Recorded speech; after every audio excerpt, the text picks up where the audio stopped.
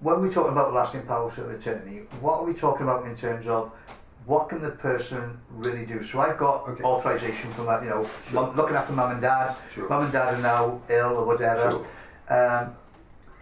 Obviously, I can't just decide to go and spend it on myself and whip up to Florida, No. etc. So No. how does it work on the financials and the control, properties and all that type of Okay.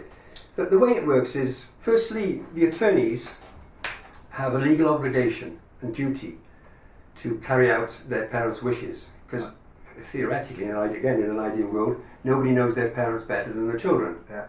Yeah. To give an example from a financial point of view, and this is with or without losing mental capacity on the financial LPA, they're able to access the parents' bank account.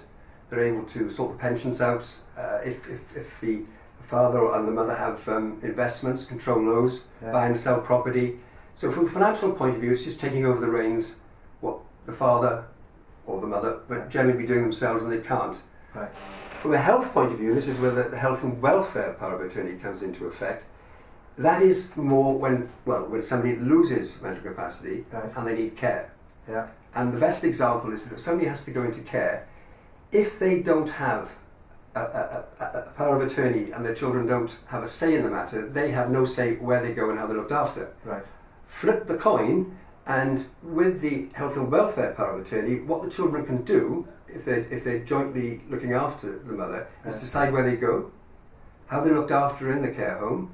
And what I mean by that is when they have their hair cut, manicures, pedicures, what they eat, how much exercise they have, but most crucially, what care home they go into. Yes. So it might seem, well, that might not happen, but 1 in 3 people over 65 get dementia, and there's almost 1 million people now with dementia in the UK, and there's a lot of people in care homes and going in, and you've only got to read the press to look at that.